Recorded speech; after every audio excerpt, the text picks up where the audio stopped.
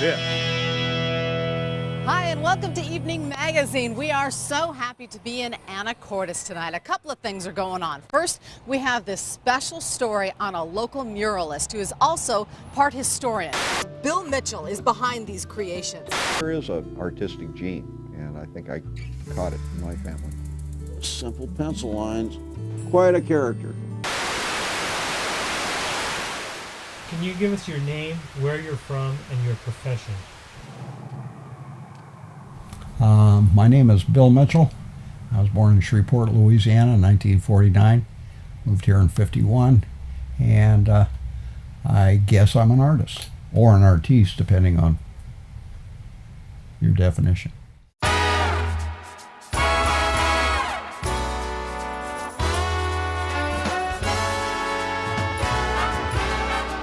I liked comic books when I was a kid, and I learned I could draw pretty good very early on, and started drawing Donald Duck and Beetle Bailey and went from there. I made my first career decision in second grade when I discovered that every girl in the class could draw a better horse than I could. So I decided that I was going to let the girls draw all the horses and I would learn how to draw everything else, and started checking out books at the library in what's now the middle school, and I learned how to draw animals and boats and airplanes and you name it. I also changed my name from Billy to Bill Mitchell, and those were my first career choices.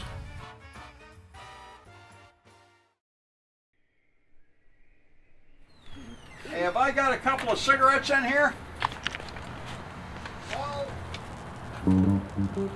I like the whole idea of art as a lifestyle.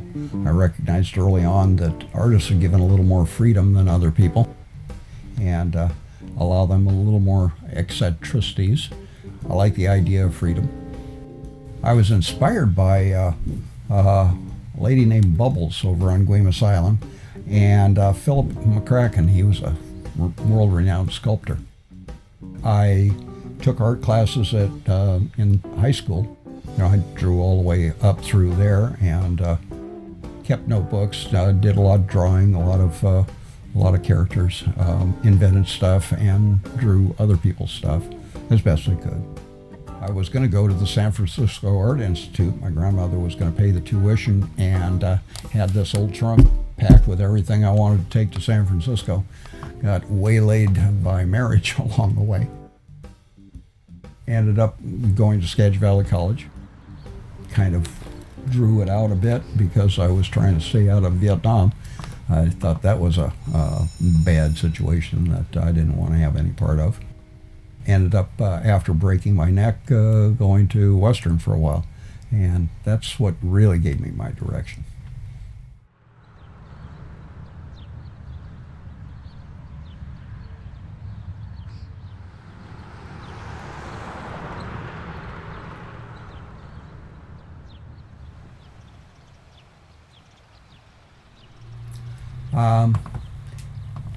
I broke my neck down on Whidbey Island rolling a MGB 3 times after sliding 550 feet, a series of broadsides, north side of Penn Cove.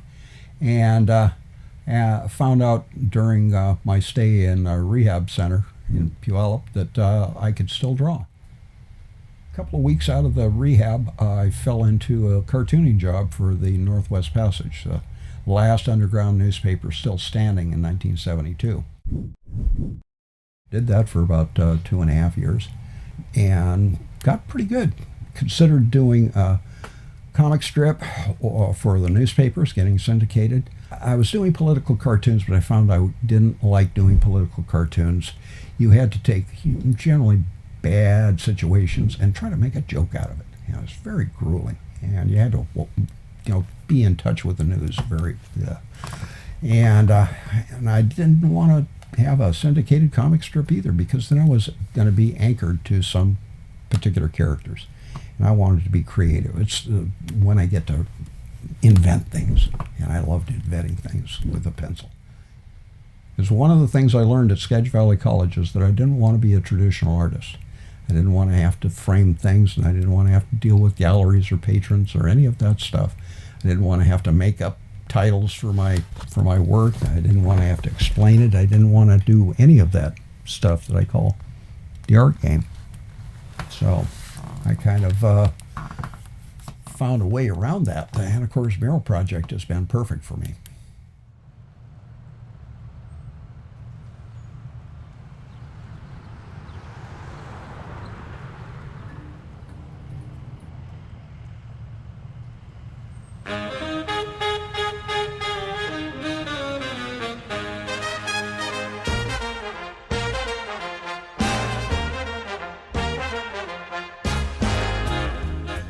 Late in 1973, a museum director put together a program called the Main Street Program.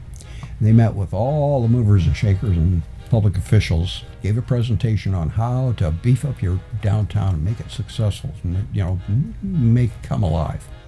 I and Tommy Thompson put together a meeting. I cooked up the name Anacortes Renaissance and Revival Confederation because I like the initials on it. ARRC, ARC. Our slogan was making our history float. And we collected probably 40 or 50 ideas. And one of them was murals. It went in one ear and it didn't come out the other side. We wrote all this stuff down, but that one was the one that appealed to me the most. And since I was the guy putting out the paperwork as a little souvenir booklet for each of these meetings, I included in the second booklet AMP, Anacortes Mural Project. And its slogan was amplifying our history. And I'd even designed a little logo with spark plug and lightning bolts arcing around. By May of that same year, 1984, we had the first mural done. Fred White and his safety bike. And put it up with much fanfare down in the niche of the Olson building, right across the street from where my grandmother was born in 1899. And we decided early on that having transportation in as many of these murals as possible would help give them age, because as you may know, men's clothing haven't changed all that much over the last 100 years. So basing things strictly on clothing just wasn't going to work. We needed old cars, old bicycles, we have canoes. And everything seems to be in pairs. In the very beginning, the response was quite exceptional. Every mural was covered by the Anacortes American, our local newspaper. To keep the cost down, we had them as sponsored rather than buying them outright. This was a way of keeping the project together so that Joe doesn't sell the store and suddenly move the mural onto his barn out in the country someplace where nobody can see it again. We were trying to do this as a collection for Anacortes. We wanted to keep it here. And so we worked it out that way. I took a hit in the pocketbook by doing it that way, but it's never been about money, and there's always been enough money to get this stuff done. Anyway, we are trying to make our downtown more interesting and to put enough of an emphasis on the old buildings that the people that own the buildings would take some pride in them and get them painted. And downtown looks better than it's ever looked. In the first 10 years of the mural project, we went from having basically the same storefronts open that had been open since the Depression to having every storefront in downtown open with interesting shops, because we used to have plumbing shops and things that most people don't frequent.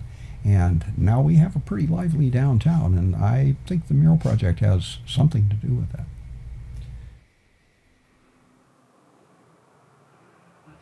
Yeah, but it's kind of Crooked? crooked, yeah. Lay a line.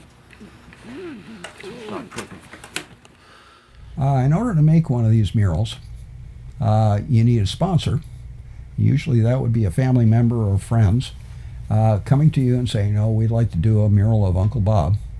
And you say, okay, have you got a picture? And they say, well, we got a bunch of pictures. And if they bring over an album, you look through their album with them and they tell you stories about Uncle Bob. And you find a picture that is kind of iconic, speaks to who they are. And it helps if it's a full body outdoor standing picture, because then it's got good contrast on the shadows.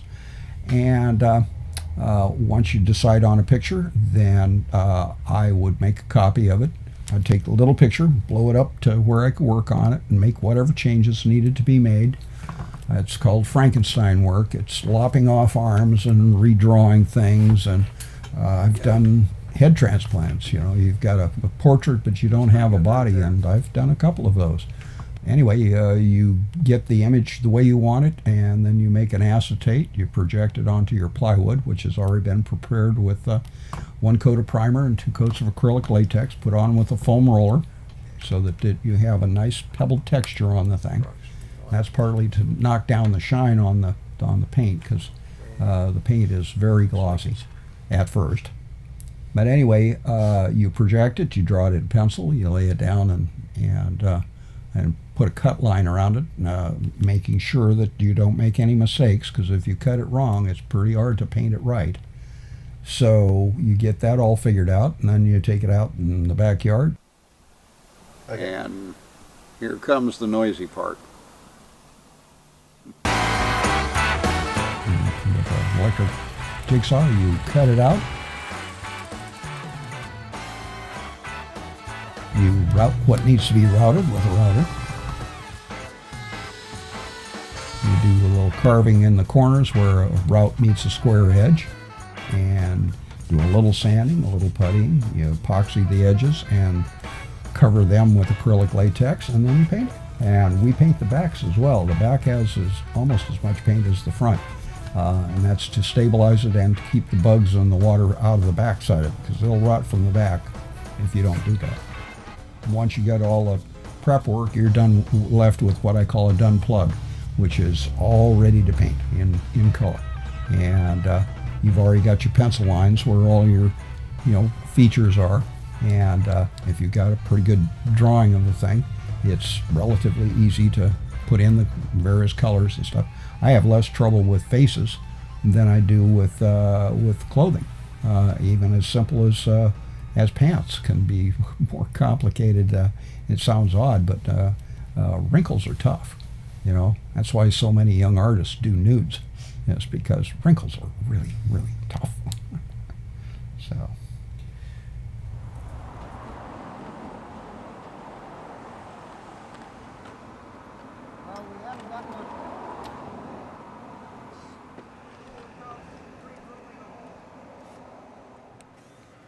And put that drill bit in the roto hammer, and put it on regular drill rather than roto hammer. So putting these things up is pretty easy. You just haul them down to the location, figure out where they're going, and then screw them up.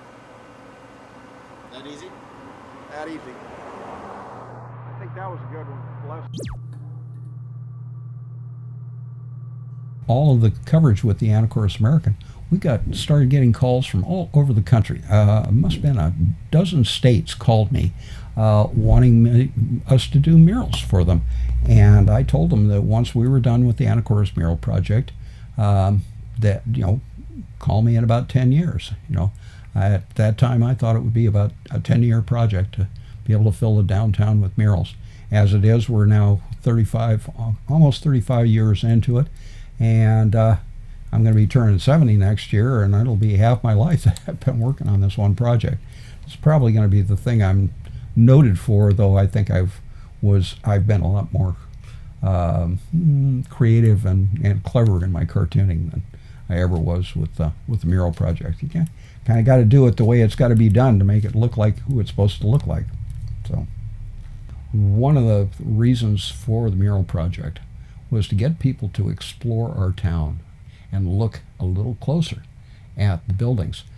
We have a lot of nice old buildings in Anacortes that no one would take the time and trouble to photograph if there wasn't a mural on it.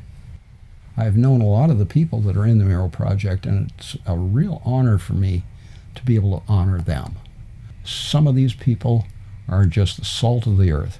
Some of them are saltier than others. Two of the men that I've done murals of were the best cussers that I've ever known in my entire life. That'd be Sid Wills and Ray Lohman.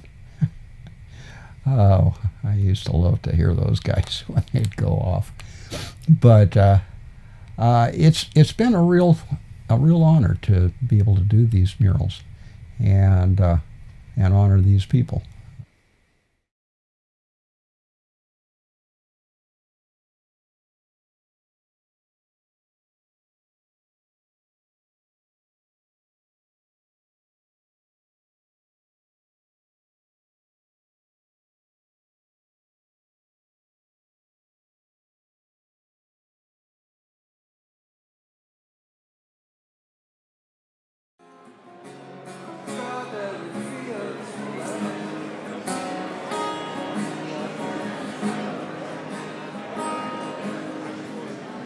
Always know